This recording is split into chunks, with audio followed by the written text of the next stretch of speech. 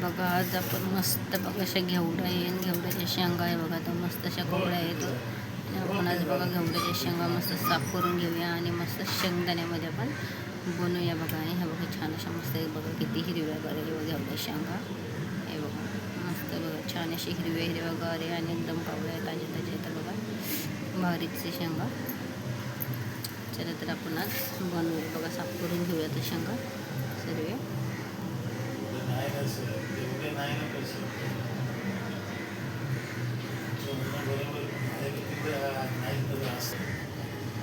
हे बघा अशा मस्त बघा आपण थोडेसे साफ केलेले आहेत आणि अजून बाकीच्या थोडे साफ करायचे आहेत बघा. किती थोड्याशा अजून आपल्याला साफ करायचे शेंगा. आता आपण चला सर्व साफ करून घेऊया आपण. बघा आता किती मस्त असे आपण सगळे शेंगा साफ करून घेतलेले आहेत.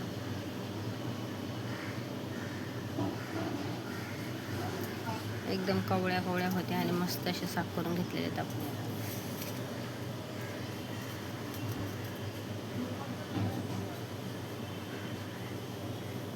आणि बघा आता आपण इथं कढाई ठेवलेली आहे. कढाईमध्ये बघा एक टमाटो टाकलेला आहे आणि बघा टमाटर किती मस्त मऊ झालेलं आहे बघा.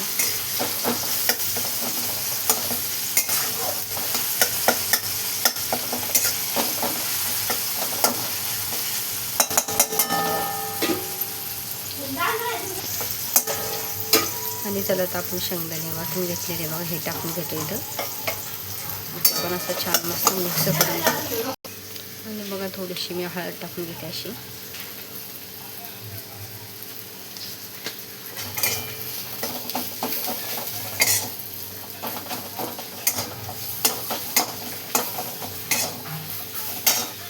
आणि त्याला आपण घेवड्याच्या शेंगा टाकून घेऊया याच्यामध्ये बघा. असं धुवून घेतो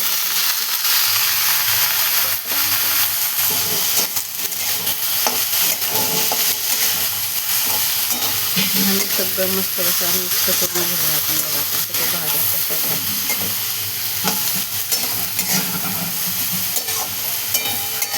घेवड्याच्या शेंगा बघा किती भारी झालेल्या आहेत बघा.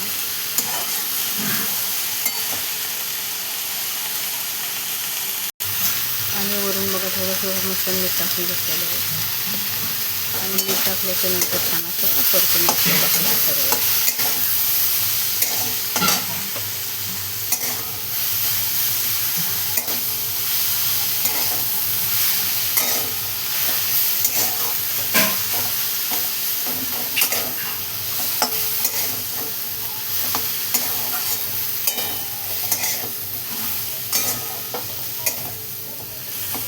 आणि छान असं मस्त मिक्स करून घेतलं. त्याला आपण झाकण ठेवू. आणि हे बघा आता मस्त असे थाट मी झाकण ठेवून घेतलेले आहे बघा इथं 5 मिनटासाठी आपण बघूया. आणि हे बघा किती मस्त अशी झालेली आपली भाजी.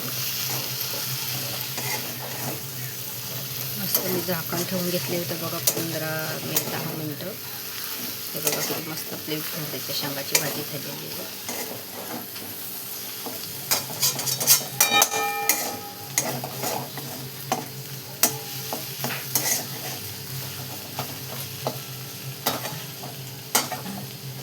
एवढी भारी होत असते ना शेंगाची भाजी, अशी मस्त पैकी आहे बघा. अशी तुम्ही पण भाजी बनवून बघा मैत्रिणींनो, खूप छान होते बघा अशी मस्त घेवड्याची भाजी. एकदम कवळा असा घेवडा होता.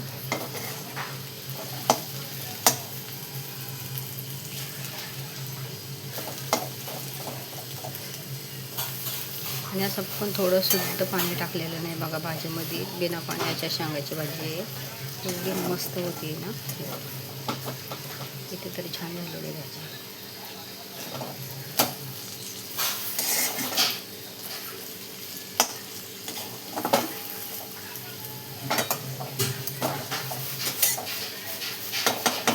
कशी वाटली आपली घेवड्याच्या शेंगाची भाजी नक्की कमेंटमध्ये सांगा बघा. एकदम साधी सिंपल मी बनवत असते बरं का जेवण, कारण जास्त आमच्या घरामध्ये खात नाही, मटण मच्छीच खातात. त्यामुळे